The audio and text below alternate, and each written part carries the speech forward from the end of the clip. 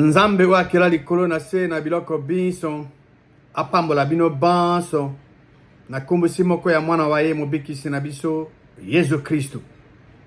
Boye bolamu na émission Que dit la parole de Dieu liloba ya Nzambe elobi nini. Ezali wa bino ndeko Tito Nganda. Lelo tokoyanola na mutuna moye. Pourquoi le peuple de Dieu est détruit aujourd'hui?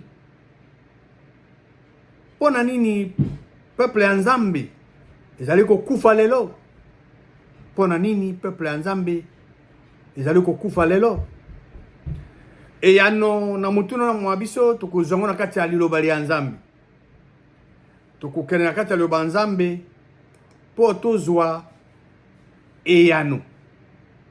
Po ete liloba ya Nzambe ezana biyano na mituna miabiso. Na kati ya buku ya Osée, chapitre 4, verset 6, Nzambe aloba na peuple na yalobi a déclaré que peuple na ye azali kokufa pona bozangi ya boyebi. Dieu a dit dans sa parole que son peuple est détruit parce qu'il lui manque la connaissance. Nzambe alobi mon peuple, peuple nanga. Donc na kati ya Osée na chapitre Osée chapitre 4 verset 6, Nzambe azoloba na nani? Nzambe azoloba na peuple na ye. Nzambe azoloba na baoyo baza na kati ya ndako na ye. Nzambe mokili azoloba na baoyo te baza libanda ya ndako na ye. Nzambe mokili azolobela te baoyo baboya ye o bandimaka ye te. Ye azoloba na baoyo baza na kati ya ndako na ye, baoyo bandima ye. Que soki lelo baza okufa eza pona bozangi ya boyebi. Yango nde Nzambe azolobela bango awa. Alors, quel genre ya connaissance Nzambe mokili azolobela awa? Boyebi oyo peuple ya Nzambe azozanga yango bazokufa. Ezali kozanga koyeba eloko nini? Ezali kozanga koyeba mathématique? Ezali kozanga koyeba philosophie? To science? Bozangi nini peuple ya Nzambe? Nzambe azolobawa. Kozanga koyeba nini? Question monsieur Togoto Nabi. Quelle est la raison principale pour laquelle le peuple de Dieu est détruit? Tina nini penza peuple ya Nzambe ezali détruit ezokufa lelo? Osée 4 verset 6. Et de peut sabiso raison principale. Raison que c'est moko lelo peuple ya Nzambe ezokufa. Ezali bozangi ya boyebi ya liloba ya Nzambe. Bozangi ya koyeba liloba ya Nzambe. Omoni ndeko mwasi ndeko mobali lelo na mokilo tozali bato bazali ko consacrer batango ebele des heures basanza bamibu pona koyekola mathématique, pona koyekola philosophie, pona koyekola science, makambo ebele, badomaine ebele. Mais tango ekomi na liloba Nzambe bato bazokanisaka soko bavandi na ndako connaissance soko kuta na likolo ekite bango na mutu. Non. Le même processus oyo ozosala ba heure ozotia ba sanza ozotia ba mibu ozotia po yekola mathématique, oyekola philosophie, oyekola science. Soko olingo yeba pe mokano ya ozo connaissance de Nzambe esengo sala ndenge moko.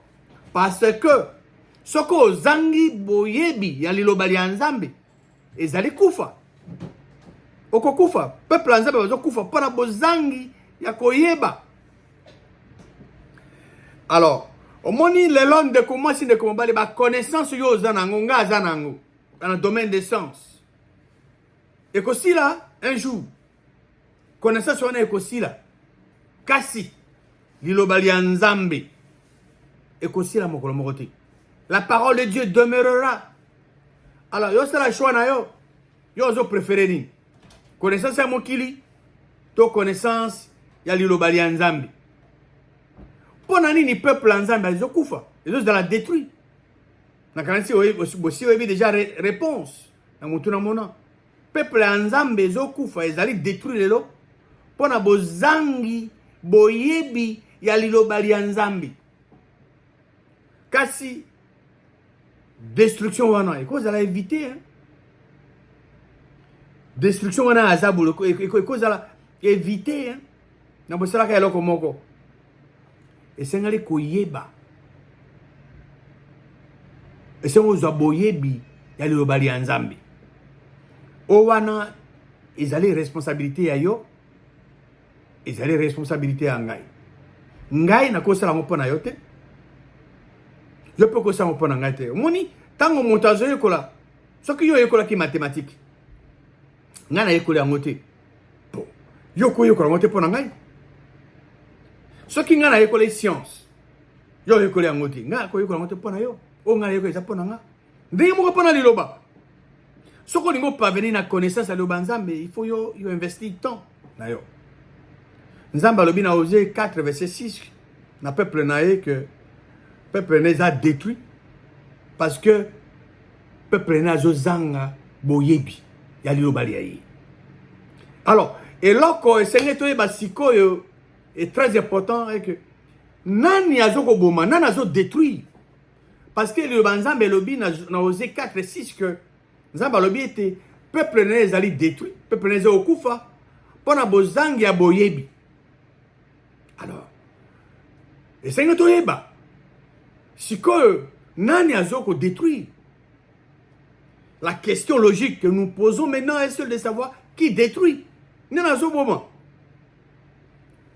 réponse na mutu na mona epesamaka déjà na mwana nzambe Jésus-Christ Jésus-Christ asi ayebisa déjà na bato nani azodétruire tokokende na évangile ya Jean chapitre 10 Jean chapitre 10 na verset 10 liloba nzambe elobi nini le voleur ne vient que pour dérober awa Jésus-Christ nazoloba alobi le voleur ne vient que pour dérober, égorger et détruire. Moi, je suis venu afin que le brebis ait la vie et qu'elle soit dans l'abondance. Moi, dans Nzambe, Jésus-Christ, alobi ke moyibi. Soko ya ye, ayaka po asaka biloko misato. Ayaka po na koyiba, po na koboma, po na kopanza. Biloko misato, zabula saka yango na moyibi. Zabulu oyo abiangami azali munguna na biso azala bakombo ebele na kati ya Biblia. Zabulu abengisami Lucifer, kombo ne mosusu serpent ancien, kombo ne mosusu Satan, kombo ne mosusu moyibi. Alors ba Jésus abengi moyibi. Alors, ce qu'on yeba, le lengeni Zabulu azo coopéré en tant que Moïbi. Et sengelo yeba, le lengeni Moïbi a opéré na vie courante. Moïbi pa ya ko yiba yo, a kozwa te téléphone na ya bengi yo a ebisi yo a kebisi yo ke yeba ke na pokwa ndeko. Ndeko masito ndeko mobali na pokwa na koya na ndako na yo po na yiba yo. Non, osala ngo te. Moyibi nda azotala yo ayebi ke yo za distrait akoyane sikoyo se glisser po ayiba. Zabula zani ngona yango Jésus-Christ azoloba moyibi omoni bato basalelaka ye zabulu dans un premier temps makambo nyonso eza kitoko bazomanga eza kitoko mais eza lokola pambo omoni mbisi eza na mai otamana eza à l'aise moto abwaki ndobo eza na pambo. Bon, moto a forcé ete kaya kende kokanga ndobo wana. Mais azomona mbisi to eloko moko boye pambo. Sima pambo wana crochet ezali tanga kende koswango bo pan akangami. Ndenge bato basalelaka Satan bazalaka. Azomona makambo to kitoko. Mais ye Satan soko aye na vie na yo mutu. Kaka pona bilo misata osala. Aye po ayiba aboma pe apanza ayiba kanini so ye na vie ya mutu tala bato mingi basalelaka ye abelaka mingi hein. Pone po soko ya ayibaka bokolongo no nzoto. Ayibaka santé. Ayibaka bozui na bato. Ayibaka tango ya bato. Ayibaka mambo ebele. Ye azo égorgé hein. Bato wana bazo servir ye. Fin de fin. Il faut liquider bango. Ya akipaka bana nete. Songo ya kosasa bango comme assassin. Ah, sans pitié. Et puis, Azo Panza. Et ça, lui, il est l'auteur de ces choses. Nzambe a lobby que le peuple n'est pas détruit. Parce que le peuple n'est pas zanga boyebi. Boyebi, ya bosolo, boyebi, ya liobali yayi. Jésus Christ a lobby que moyibi. Zabul, soki aye, na bomo ya moto. Ayaka kaka pona ko ayaka kaka pona ko sabilo ko misato kuiba koboma kupanza qui détruit c'est le diable so détruit mutu moto na zona bomo non égorger obomi moto so ko détruire moto akufi c'est ça le travail à diable à salaka musane yangwana. Alors, mutuna sikoyo ngana kutuna ndeko mwasi ndeko mbali yango. Qu'est-ce que tu dois faire pour éviter la destruction du diable? Et là qu'on dit yon ndeko mwasi yon ndeko mbali sengo sala pour éviter liwawana ya zabulu destruction ya diable. Qu'est-ce que tu dois faire? Très bonne question. Qui mérite une très bonne réponse. Pour éviter destruction à diable, il faut absolument parvenir à la connaissance exacte de la parole de Dieu. Pour éviter l'iwo ya zabulu, et sengeli yon de commencement de komobali, oye babo solo, oye balilo bayanzambi. Zambi dans Osée chapitre 4 verset 6. Dieu a dit que son peuple est détruit parce qu'il lui manque quoi? Zambi a dit que le peuple est détruit parce qu'il lui manque la connaissance. Boyebi, peuple n'a zozanga. Cherchons maintenant à connaître la volonté de Dieu pour tous les hommes. Et c'est quand Lucas Koto yeba. Mukanu ya nzambe mokeli pona bato banso. Zambi, nzambe mokeli, azali na mokano na ye, pona bato banso. Le seul vrai Dieu a sa volonté pour tous les hommes. Quelle est la volonté de Dieu pour tous les hommes? Mokano ya nzambe mokeli pona bato banso ezali nini? Et yano ezali na 1 Timothée chapitre 2, versets 3 et 4. Et au Komami Boy. Cela est bon et agréable devant Dieu notre Sauveur, qui veut que tous les hommes soient sauvés et parviennent à la connaissance de la vérité. Nzambe o azali mobiki sinabiso mukano na ye alingi te bato ban son babika. Alors ndeko mwasi ndeko mobali est-ce que ozali? Est-ce que bato ban son babika? Non. Est-ce que mon azali bato ban son tende babika? Pona nini? Pote nzambe mokeli apesa moto moko na moko le choix de libre arbitre. Nzambe apesa moto moko na moko lolenge ya kopona ya malamu to ya mabe. C'est la raison pour laquelle le bato basusu baboya na bango nzambe bandima te nzambe mokeli azali mais bazon di mazabulu que nzambe azali. Voilà, ils ont le choix de libre arbitre. Donc Zamba mukano nzambe ke bato banso babika. Et malheureusement bato mingi basuka wana, bato mingi yo baza babika, ba mona bango loka basa babiki ça va et basuki na bango wana. Mais verset 4, il y a un Timothée 2. Les hommes qui veut que tous les hommes soient sauvés, bien sûr, c'est la volonté de Dieu, et parviennent à la connaissance de la vérité. Parvenir à la connaissance de la vérité, zamukano nzambe. Non, une fois sauvé, vous devez parvenir à la connaissance de la vérité. Le verbe est parvenir. Disons, mot parvenir, c'est un verbe. Et un verbe implique l'idée d'action, c'est-à-dire agir. Donc, vous devez prendre des actions appropriées, étudier pour parvenir à la connaissance de la vérité. C'est ce que la parole de Dieu dit. Parce que c'est le manque de la connaissance de la vérité qui détruit le peuple de Dieu. Pote, bozangi ya boyebi. Bozangi ya boyebi ya bosolo. Yangone ezo causer destruction. Ya peuple en Zambie. Nanango azali peuple en Zambie. Qui est le peuple de Dieu aujourd'hui? Peuple en Zambie lelo. Ezali lisanga.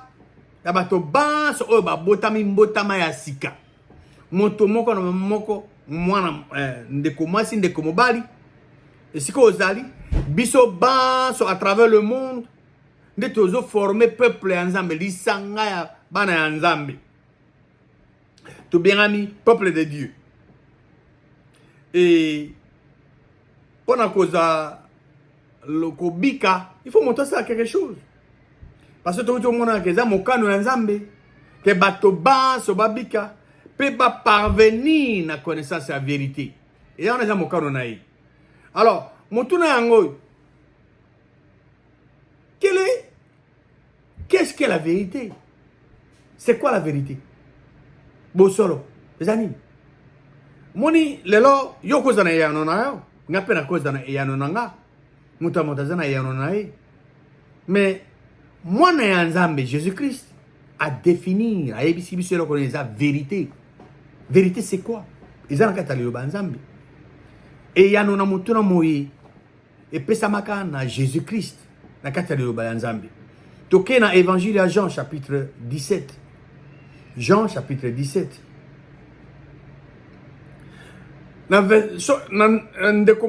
Otanga évangile à Jean chapitre 17 mobimba. Kuna Jésus-Christ avant bakangaye ba bomaye azo sambelela tatanayi. Donc fungama parenthèse là. Nzambe wa kela likolo na sa biloko biso sambela kata. Dieu le créateur ne prie pas. Ici dans ce chapitre 17 de Jean, vous pouvez lire tous les chapitres 17 de Jean 17. Jésus-Christ s'adressait à Dieu le créateur, il priait. Dieu ne prie pas, Jésus-Christ priait. Jésus-Christ même a défini la vie éternelle au verset 3. La vie éternelle, c'est de savoir, c'est de connaître le seul vrai Dieu. Et celui que Dieu le Créateur a envoyé sur cette terre, Jésus-Christ. Et au verset 17, dans sa prière, Jésus-Christ sur le Bible. Sanctifie-le par ta vérité. Ta parole est la vérité. Jésus-Christ a sanctifié bateau. Oya sa pona bango na bosolo na yi. Liloba li Nzambe za bosolo za vérité. Dans Jean chapitre 14 verset 6. Ah ouais, c'est là qui moko ya ba disciple na yi na tuni question. Alors ça ba monzela. Et ça qui Thomas. Alors Jésus-Christ a pessié yanon à verset 6. Il y a Jean chapitre 14. Jésus lui dit: je suis le chemin, la vérité et la vie. Nul ne vient au Père que par moi. Jésus-Christ a lobi, ngai nazali nzela se moko. Bosolo pe bomoy.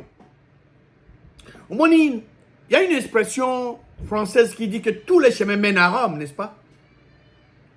Mais pour arriver chez Dieu le Créateur, il n'y a qu'un seul chemin.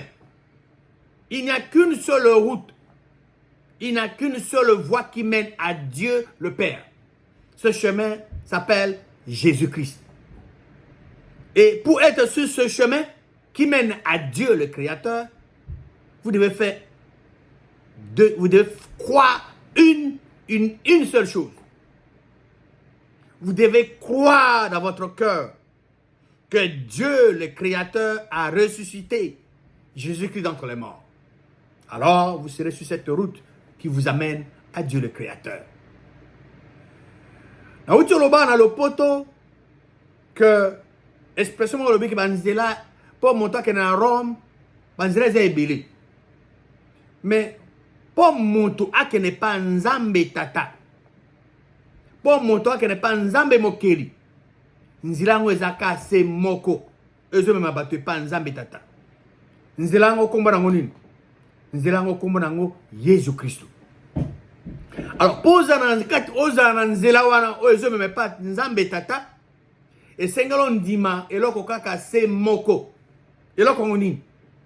E sengelo ndima na kati ya motema mwayo ke nzambe mokeli asekusa Yesu Kristo na bawa.